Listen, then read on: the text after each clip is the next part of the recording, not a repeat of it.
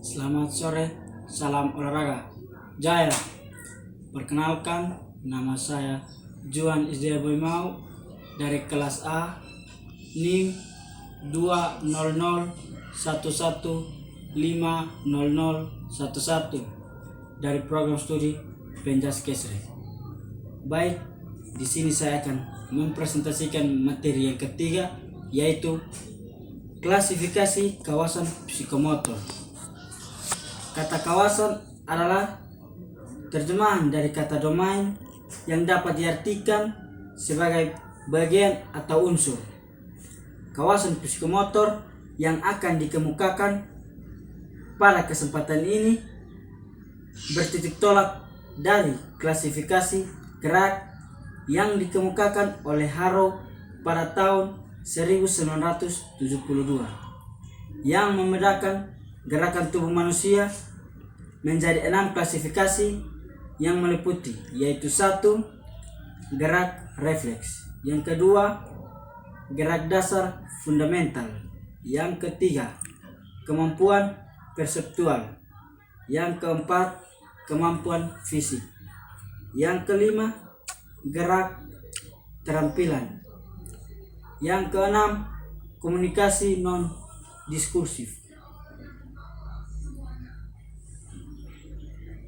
Klasifikasi tersebut di atas merupakan suatu kesatuan yang membentuk gerakan tubuh manusia yang merupakan suatu urutan mulai dari gerakan yang dibawa sejak lahir sampai dengan gerakan pada tingkat yang paling tinggi yang dapat dilakukan oleh manusia. Baik, kita akan masuk pada poin yang pertama, yaitu gerak refleks.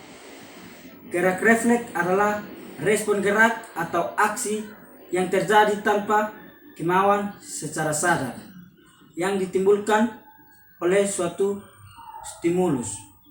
Gerak refleks adalah kemampuan gerak yang dimiliki oleh setiap orang. Merupakan kemampuan yang bersifat bawaan atau tidak perlu dipelajari. Gerak refleks ini bersifat prioritas terhadap perkembangan kemampuan gerak tubuh yang bersifat lebih tinggi.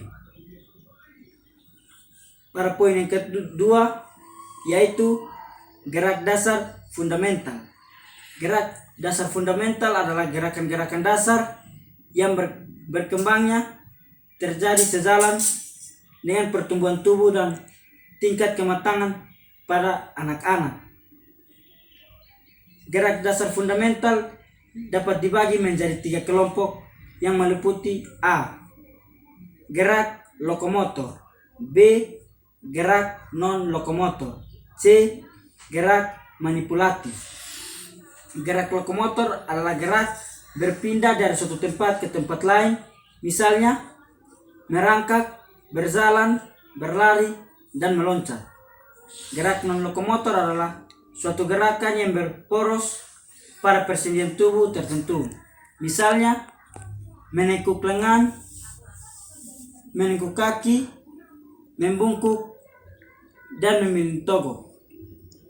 Gerak manipulatif adalah suatu gerakan manipulasi objek tertentu dengan menggunakan tangan, kaki, atau bagian tubuh lain, misalnya menggiring bola, memukul bola, melempar ke sasaran, dan lain-lain. Poin yang ketiga, yaitu kemampuan perseptual.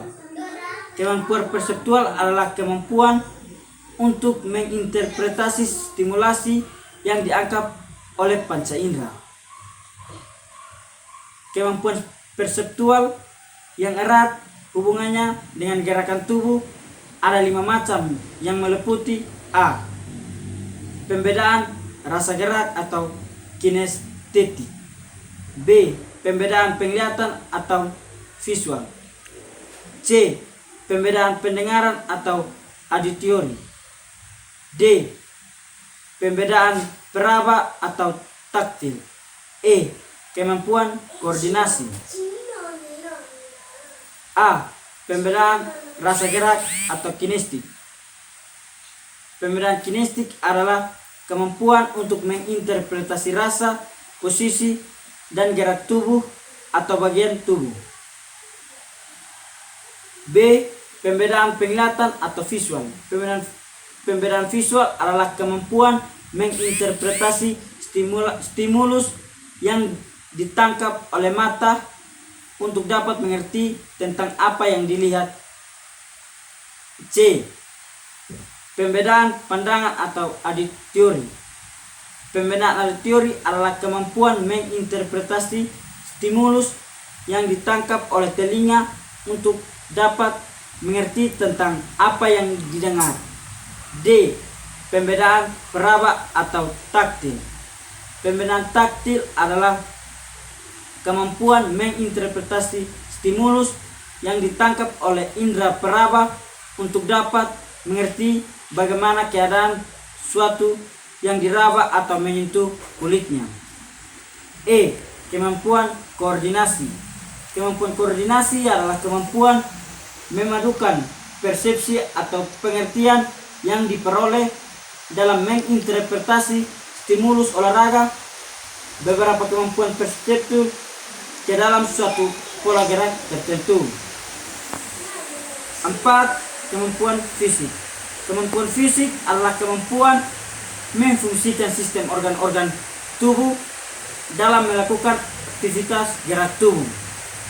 Kemampuan fisik sangat diperlukan dalam mendukung aktivitas gerak tubuh. Gerakan yang terampil dapat dilakukan apabila kemampuan fisik cukup memadai. Secara garis besar, kemampuan fisik dapat dibedakan menjadi 4 macam, yaitu A. Ketahanan, B. Kekuatan, C. Kelentukan, D. Kelincahan.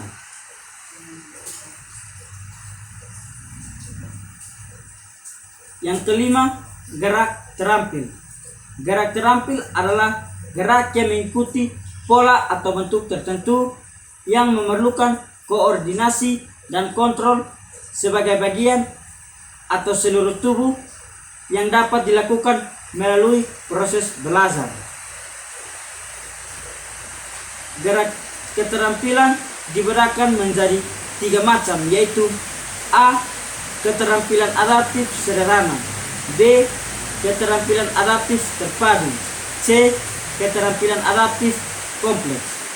Keterampilan adaptif sederhana adalah keterampilan yang dihasilkan dari penyesuaian gerak dasar fundamental dengan situasi atau kondisi tertentu pada saat melakukan gerakan.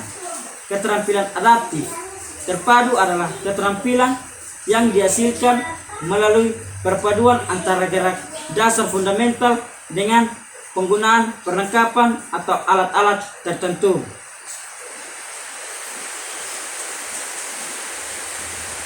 Yang keenam, komunikasi non-diskursif. Komunikasi non-diskursif adalah komunikasi yang melalui perilaku gerak tubuh yang komunikasi dapat dibedakan menjadi A. Gerak ekspresif, B. Gerak interpretif, 1. Gerak estetik, 2. Gerak kreatif. Gerak ekspresif adalah gerak yang bertujuan mengkomunikasikan suatu pesan. Gerak interpretif adalah gerak tubuh yang menampilkan nilai keindahan dan mengandung makna tertentu. Gerak interpretif merupakan klasifikasi gerak yang paling tinggi tarafnya.